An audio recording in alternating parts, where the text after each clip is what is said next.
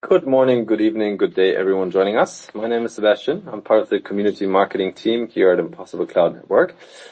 Thanks so much for joining us today. My first call to action would be to please share this with your community on Twitter, because today we're going to talk about the future of DePINs with 4 different perspectives from Acurast, Horizen Labs, Impossible Cloud Network, and POKT. We're just going to give the audience 2 to 3 minutes to roll in, and we'll be right back. Hi, everyone. To those of you who just joined us, my name is Sebastian. I'm part of the community marketing team here at Impossible Cloud Network. And I'm excited to welcome you to our AMA session of the future of DePINs with different perspectives from 4 different projects who join us today. Today we have with us Adrienne from POKT, Alessandro from Acurast, Kai from Impossible Cloud Network, and Spencer from Horizen Labs. Before we jump into any questions of this AMA session, I want to remind you that because this is an AMA, you can at any time post any questions you might have in the chat. I'll try to pick it up as we go along, or alternatively toward the end. Now, before we deep dive into any content, I would like to offer some room for the guests today to introduce the project and themselves, maybe in alphabetical order, which start with Adrienne from POKT. Hi, firstly, thank you guys for hosting this. I'm excited for this conversation. It's great to be here. I'm Adrienne. I'm the head of growth at POKT Network. We are building the universal RPC infra layer. So we're providing critical infrastructure that connects all of that universe of data sources and services and makes them usable to real people via any connected app.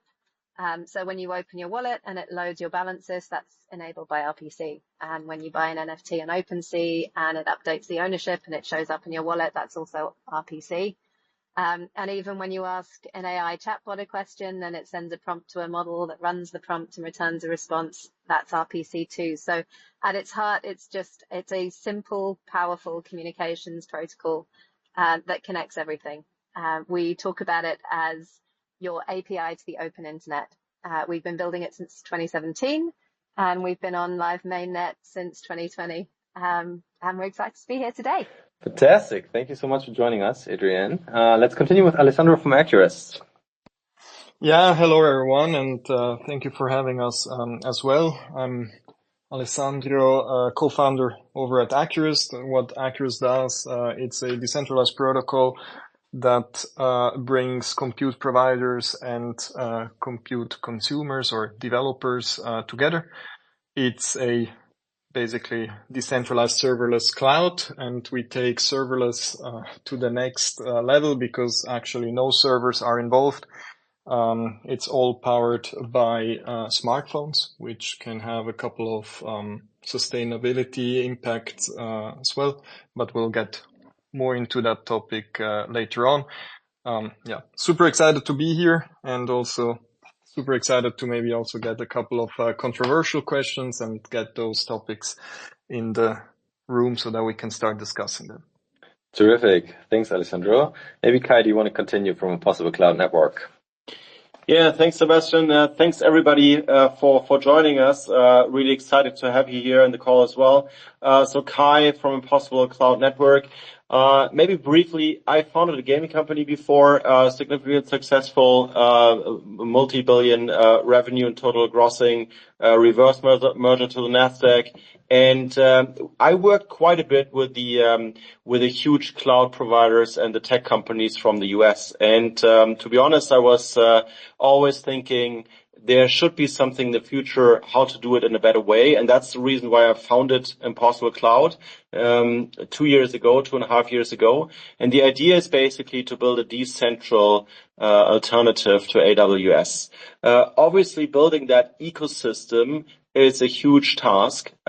We did quite a long way already on our own. So we have an operating service for object storage, essentially pumping between 20 to 50 million files into our system every day.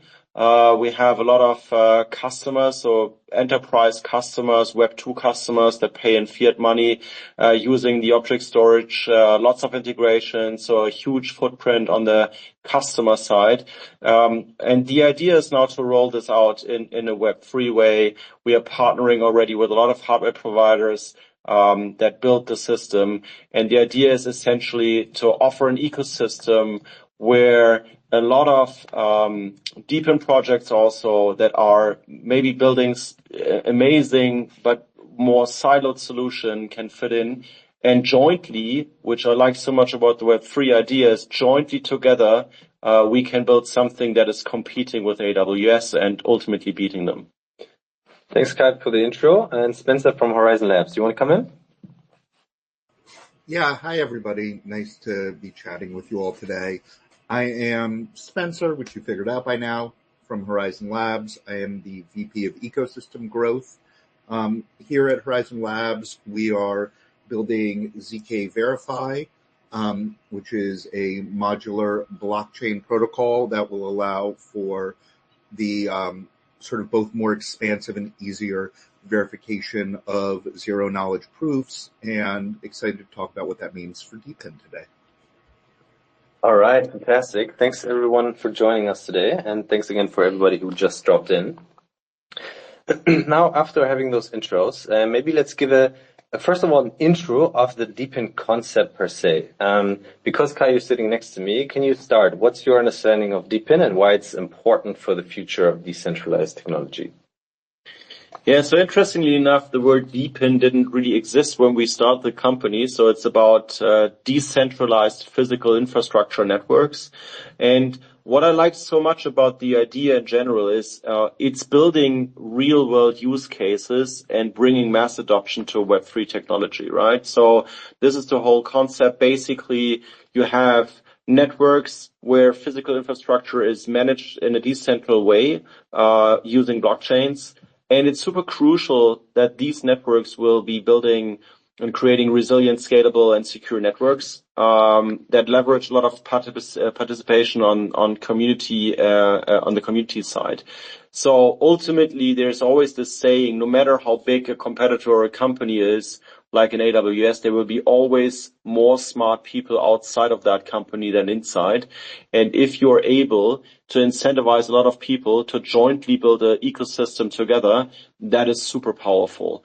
And in DePINs, you always need to consider between, like, not only building a lot of software that's needed to build these ecosystems, but also the tremendous amount of hardware that is needed, essentially, to compete in these spaces. So just to give you a number here, AWS or GCP and so forth, they are investing roughly 50 billion annually in their infrastructure.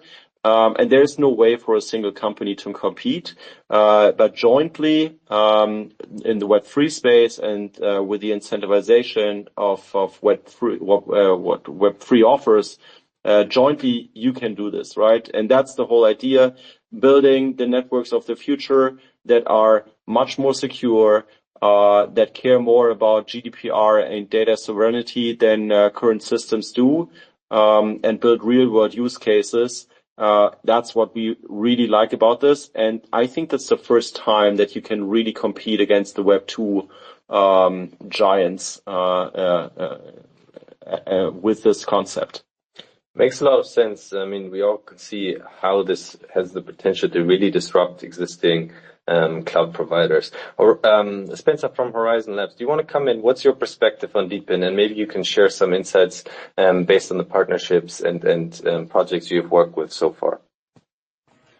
Yeah, I think that DePIN as a concept, it started to get a little bit of traction sort of around the end of the last crypto cycle. And I think that just like in a lot of the other areas that we work in, so much of the work that has been done behind the scenes is kind of getting ready to really come forward now. There is a lot in terms of, how do you take things that are kind of like barely connected or kind of like Web 2.5-ish and really start to, bring them into the full Web3 world, really have functional products. On our side, there are a couple of different hats that we wear. I talked about ZK Verify, and we'll talk more about ZK Verify, obviously, a bit later. But I would also note that, as you can tell from my avatar, we're also very involved on the BAYC and the ape side of things, and also building Ape Chain and working with a number of DePIN projects over there, and especially just the ability to have people buy in in terms of node sales, be able to interact with it, be able to have really strong Web3 interfaces to it so that it doesn't just feel like something that's kind of bolted on or latched on at the last possible minute is one side of it. And then, through protocols like ZK Verify, sort of being able to make the entire system work without kind of having to rely on legacy or Web 2 or sort of Band-Aid solutions are kind of the needs and the desires that we're seeing. Yeah, that also makes a lot of sense. Maybe focusing on the current state of DePIN adoption now that we have a high-level understanding. Alessandro, what would you say? What's the current state of DePIN adoption? And maybe you can highlight a few milestones that have been achieved so far. Yeah, I think Kai mentioned already a couple of aspects that are super important and are actually as well the reason why I believe that DePIN is really there to stay and make a difference, which is this idea of community, this idea of basically bringing back open source to ethos, like this open source ethos to real world use cases, right? Kai mentioned the decentralized compute. I think that's a very important topic to be solving. There's also other great examples out there. I think one of the other things that are quite important when taking a look at the current state of the adoption is that basically a lot of supply side is being provided through all sorts of incentives, and it's actually quite amazing because people are excited to be participating almost to the extent of when people were participating with their laptop or desktop machine in Bitcoin mining back in the days, or even managed to somehow get access to university servers and started mining there. This is a kind of vibes that I'm starting to feel in many of the projects, as well in Acurast, of course. We've seen a huge amount of growth on the compute side, with currently more than, by now it's 20 million on-chain transactions and 300,000 daily transactions. On the Acurast testnet that we launched early last year, at like the end of last year, basically. This, however, alone is of course not sustainable because you need to also have a demand side of things. And that's where Acurast actually has been also very well positioned, because the way that we started off with the project was basically coming out of the demand side by solving real world problems for companies, and then scaling up the supply side of things. So when we're talking about DePIN adoption per se, there is a lot of hype around the topic. There is a lot of discussions around the topic. Which excites me as well, a lot. But I think that the biggest challenge, so to speak, at the moment, is definitely scaling up, also the demand side of things. And there I've seen not many projects really pulling that off, as of now. And I think it's not really important to have like the full demand side, sorted out right now. I think this can take some time, but there must be a plan that is really actionable to do so if you want to achieve a somewhat sustainable state. Yeah, I think demand's a key word we're going to get into in a second. But I do want to provide some room for Adrienne as well. I mean, you mentioned that RPCs are pretty much everywhere when we talk about blockchains. Maybe you can portray your view on the state of DePIN and kind of where we came from and where we potentially go in the short term. Yeah, absolutely. Thank you. So I think I guess the first thing I would say is that DePIN is a massive catch-all term. It covers a huge spectrum of projects. I think in this current cycle, a lot of the kind of most visible projects have been more on the consumer app side, with kind of DePIN in the back end. Obviously, Pocket Network is much more on the kind of foundational infrastructure end. I think those projects are very often some of the ones that have been building for a bit longer, like you guys, I guess, as well. Demand is definitely the hard side of the network.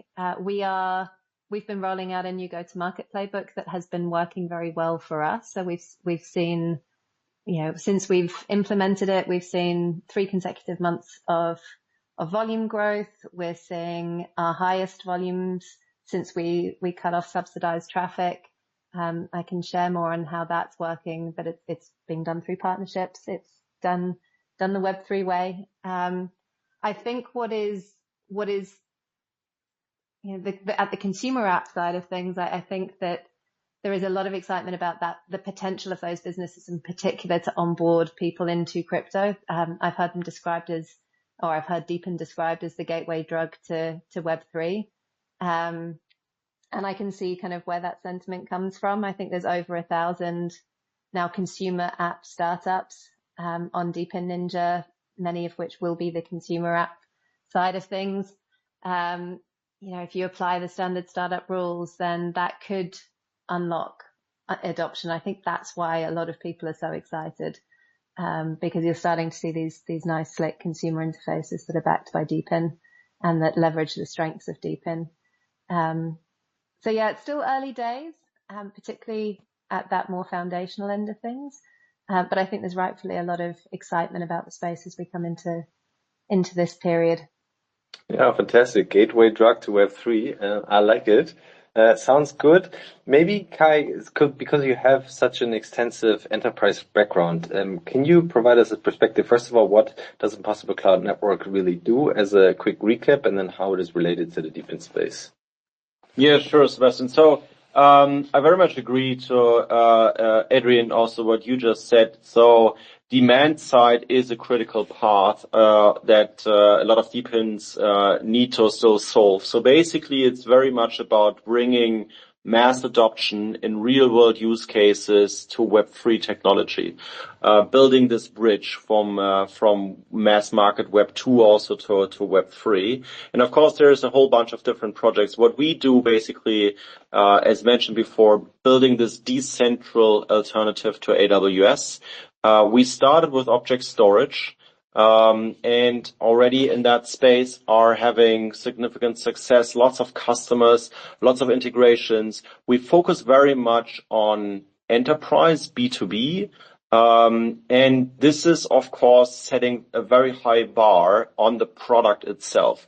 So when we started, basically, I was already from the beginning amazed, if you look into the infrastructure of a lot of Web3 projects at scale. And even if it's like a Bitcoin network, an Ethereum network, but also early stage DePIN projects, potentially like Filecoin and others, it's billions and billions worth of hardware that have been gathered together by this incentivization layer that could potentially compete at any scale with any company out there.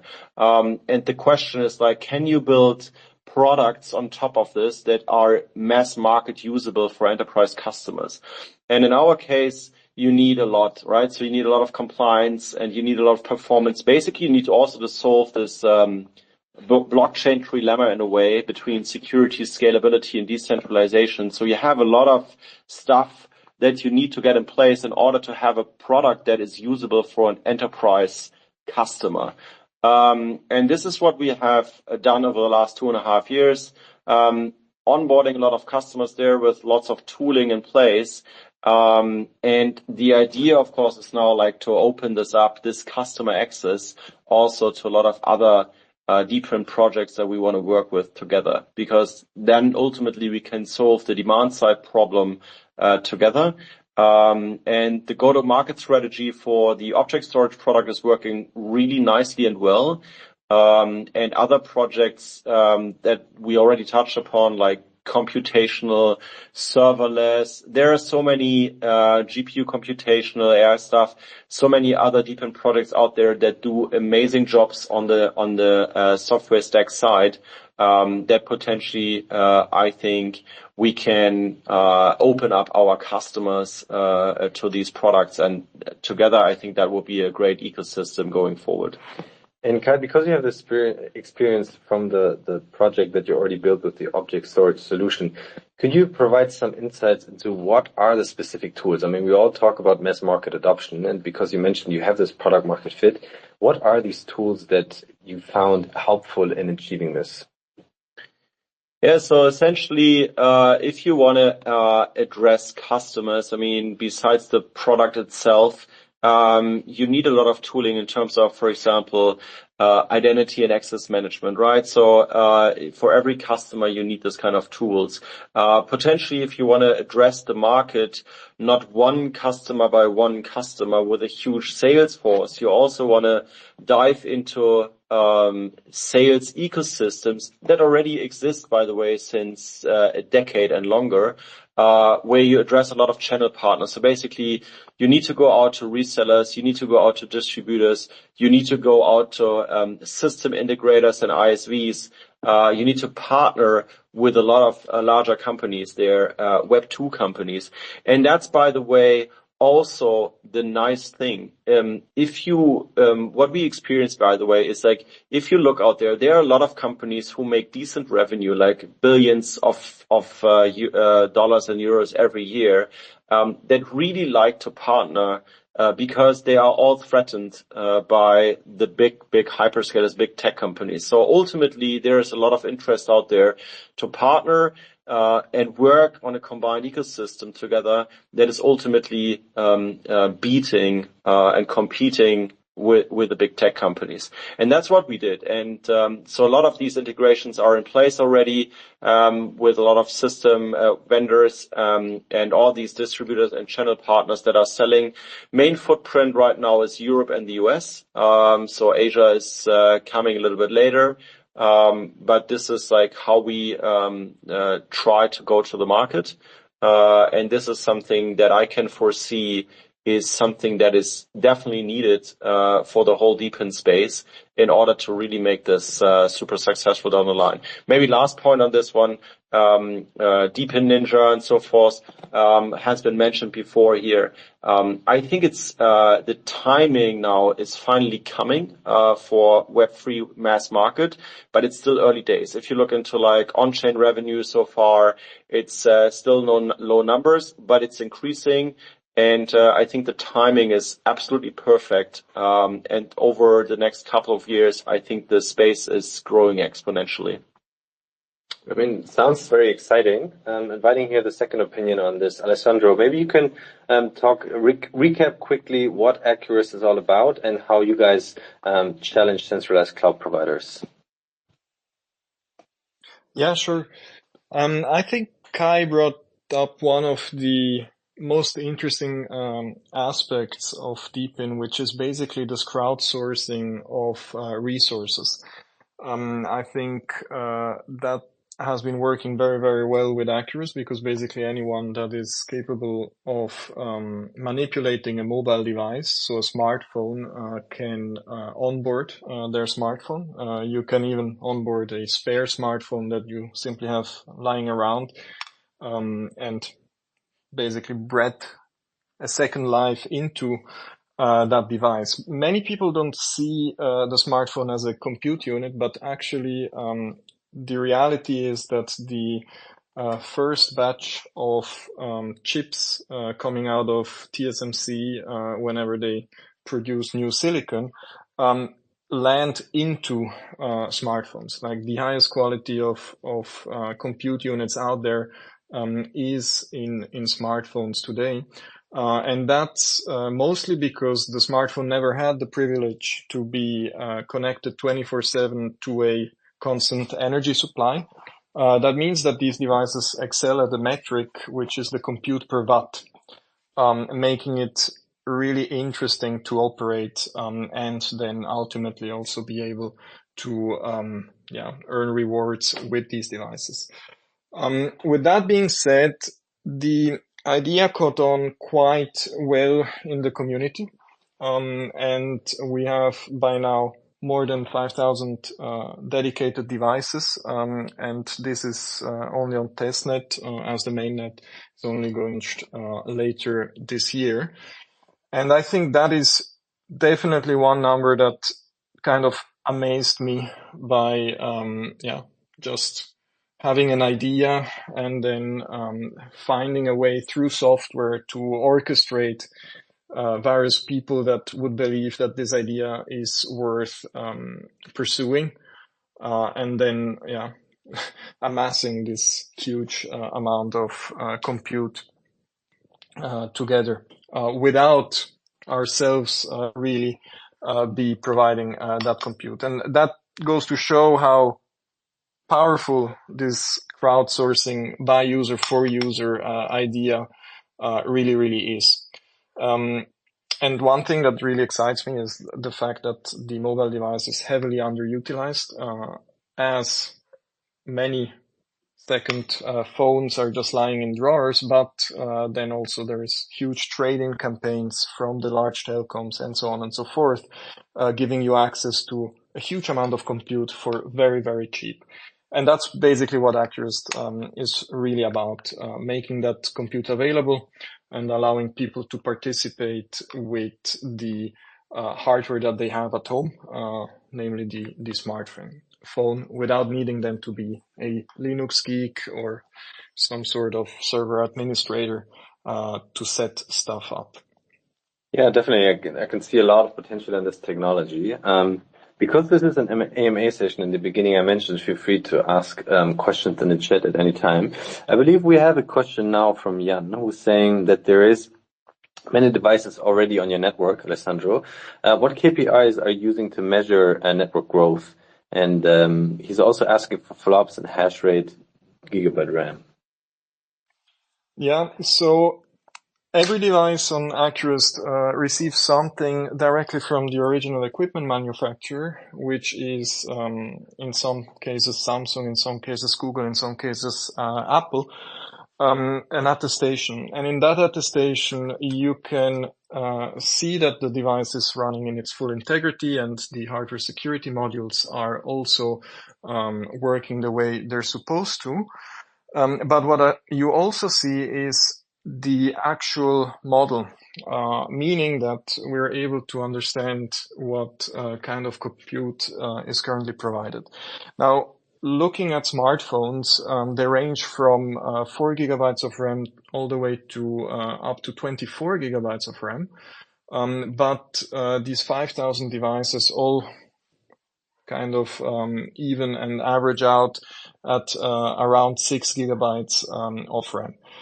This means it translates to about 30 odd terabytes of RAM, and most of them have 8 cores, meaning we are providing about 40,000 cores of like real cores that, by the way, have been also benchmarked against AWS, Google, and Microsoft with a publication of the University of Zurich that got put up, and you can find it on ArchiveX. It turns out that these cores are up to 30% faster than the ones provided by AWS, even in maxed out circumstances. And yeah, that's the level of compute that is right there for you to consume. And storage-wise, the devices are at around 128 gigs each, which you can also utilize through the network. And you multiply that by 5,000, plus you will have some sort of resilience number because you will have to replicate some of the data. But yeah, that's roughly the amount of compute provided by Acurast today. And this is all dedicated compute. Yeah. It's also worth mentioning. Yeah. Yeah, I mean, very, very insightful. Thanks, Alessandro. Now that we've talked about the platform and service aspect, moving on to the Pocket network. Adrienne, maybe you can share a bit of how Pocket has been the pioneer in decentralized infrastructure. So again, quickly recapping on what you guys do and why it matters to the space. Yeah, absolutely. Thank you. So like I mentioned at the start, we provide core connection infrastructure. So helping applications that real people use to actually access the data sources, the underlying data sources like blockchains. And the reason we think that's really important is because if that core infrastructure stays open and shared, then you can have a world of many more builders on top of them. But also access to those data sources remains open and shared. And if that's centralized, then that access becomes a bit more fragile and it becomes gated. So when the project started out, there was actually only one centralized entity that provided RPC, and they covered 80 to 90% of all interactions in the space. So when they went down, so did Web3, and that did happen.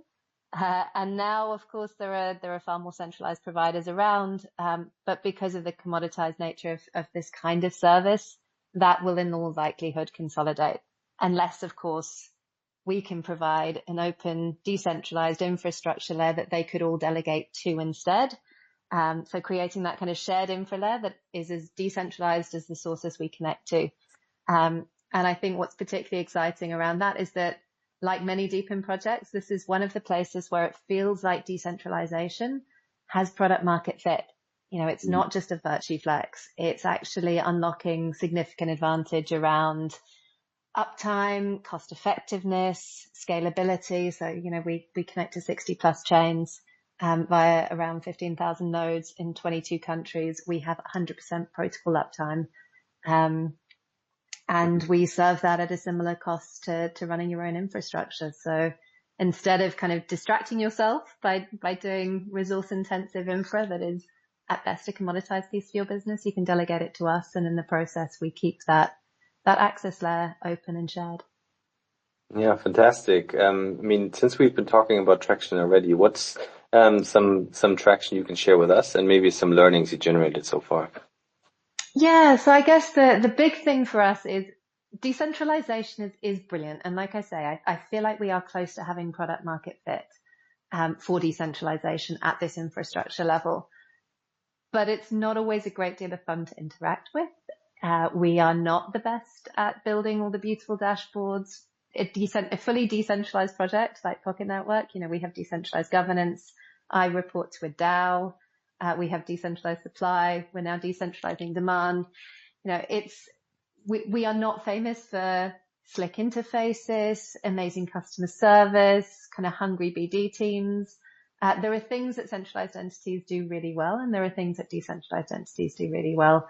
And where we're coming into this cycle is that we want to offer people the best of both worlds. So instead of having to compromise on either, you can access our decentralized infra layer via an access layer that includes, actually currently it's 5 centralized entities and one DAO.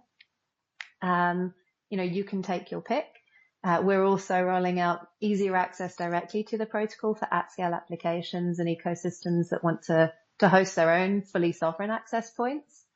And I think that's been a big learning. It's just that the maturity of the project in order to enable that level of interoperability and that level of where it gets composability, so that you don't have to choose. You can have the best of both worlds. You can have your cake and eat it too. And that has been a strategy that Foundation has been putting in place since we were empowered at the start of 2023. You know, the Foundation introduced protocol revenue, which we've had in place since May 2023. We brought inflation down below 5%. We started expanding our access layer first via a group of ex-AWS engineers from within our own ecosystem who built a kind of new startup on our infrastructure and open sourced all of the tech stack that they used to do that. So that then has facilitated the next round of gateways, and they are starting to integrate now. So we now have 5 live businesses and 1 that is deploying in the coming weeks. And as I say, they're very varied. We have 3 startups, 3 established businesses. Of those startups, we have major developer communities. So Developer DAO are building a gateway by devs for devs to fund public goods. Raid Guild have created their own entity to build a business on Pocket Network, using the knowledge and the skill base of the community that they have.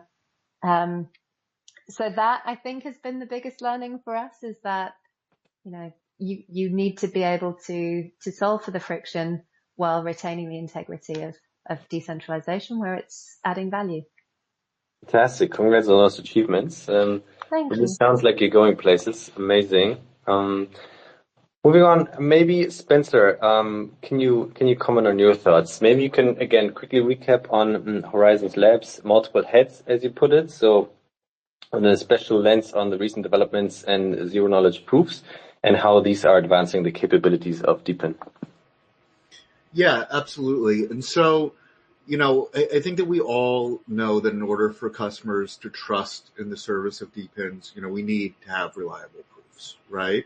And having reliable proofs and proofs that are built right for the situation means being able to rely on proofs beyond, for example, what you can just settle directly on Ethereum, or on another L2 or L1, which is very limited. So, in terms of what we are building with ZK Verify, it really opens up the ability to send proofs from essentially anywhere to anywhere, of different varieties, right? So if you need proofs that act at a certain speed or act at a certain cost or provide a certain amount of encryption, this just opens up all of those options for you and becomes a really, really, really important piece of kind of the modular structure. And that's important, obviously, for all sorts of, DePIN use cases. Right. That makes a lot of sense. Maybe can you give some unique advantages that, as you put it, these innovations bring to the decentralized infrastructure landscape? Yeah, absolutely. So, there are a couple that come to mind. One is in terms of consumer and user privacy, right? And the ability, to send information, to send verification information, validation information between, real world objects, right? Between Web3. This opens up a lot of those possibilities and allows you to do it at a speed that makes sense and at a cost that makes sense. So that's one, absolutely hyper important thing. And then also to kind of tie into that, being able to do, geographically dispersed verification. And that's important, whether you have a network of, servers or in-home items, being able to kind of add that verification layer on top of those is going to be, hyper important as we move forward, and being able to not just intake that information, from whichever chain the front end facing user applications are on, but, whether the information on to the real world object side is stored, on chain or in an off chain SQL database or on device, wherever it may have, being able to have this sort of middleware that allows you to send the messages back and forth securely, privately, and quickly is going to be, of the utmost importance. Right. I do see we have one question in the chat, but before I let you go, Spencer, maybe you can quickly look ahead and scratch the word quickly, because this is kind of an open-ended question. Where do you kind of see the space going in the next 2 to 3 years? So DePIN space, and how kind of Horizen Labs position themselves there? Yeah, I see it becoming a lot more user-facing, a lot more consumer-friendly. I think that obviously there are a lot of really, really strong, B2B and industrial use cases. But for me, I think that we're going to see, one, a lot of, very user-facing kind of applications, and two, we're going to start to see a lot of DePIN that exists on their own L2s, L3s. If we go and we look at what organizations like Optimism are doing, what organizations like Arbitrum, who we work very closely with, are doing, and the ability to sort of set up and structure, full bandwidth, sort of L3 style networks where you kind of have these all-inclusive products and are able to kind of handle it from all angles. That's where I really see it going. And I think that that's going to be really important in this space because it also just gives folks, additional ways to both monetize and from a decentralized standpoint benefit from it. Very interesting. Looking forward to see that happen. Now, looking here at the chat from Jacob, we have a question. Are there any blockchains behind and where you need GPU or ASIC miners? I guess this is addressed to Impossible Cloud Network. So Kai, do you want to chime in here? Yeah. Thanks, Jacob, for the question. So basically, I think for any kind of hardware provider, what is important to know here in terms of roadmap on Impossible Cloud. So at the moment, we are onboarding enterprise hardware providers in the object storage space. The next two steps that are coming is obviously a token generation event. And until then, hardware providers are mainly incentivized with some part in fiat and some part in a SAFT agreement. And we are happy to onboard more. Of course, there's some kind of queuing at the moment because we can just onboard a few over time. And then the next step is also going into other services, like GPU compute, right? So GPU compute obviously is an interesting area, where we are, thinking about to expand to. So if you have hardware capacity in enterprise grade, data centers, then you can always reach out and contact us. And then we can provide you with more details how you can participate in the networks. And besides the hardware providers, there will also in the future be some kind of validation nodes that also be part of the network. But let's take this offline and reach out if you have some hardware to contribute to the network. Let's sort this out if we can make this work. Fantastic. Thank you for answering the question. I think we're almost at time here. Before I close the space, I do want to give two heads ups if you want to continue with this exciting conversation. There's two events upcoming, one from Acurast being kicked off, the DePIN Con on Sunday already, where Impossible Cloud Network will participate as well. And a second one hosted by Impossible Cloud Network and Pocket Network on Tuesday the 9th, both taking place during the ECC in Brussels. And that second event will take place in the afternoon on the 9th and will be supported by the Filecoin Foundation. Once again, I want to thank all the speakers today in alphabetical order. That is Adrienne from Pocket Foundation, Alessandro from Acurast, Kai from Impossible Cloud Network, and Spencer from Horizen Labs. Thanks to everybody joining today. Thanks for the intriguing questions in the chat. And hopefully you guys have a great rest of your day. Thanks. Thank you. Thanks. Thank you everybody for having us. Thank you for hosting. See you next week. Definitely. See you next week. Cheers. Bye-bye.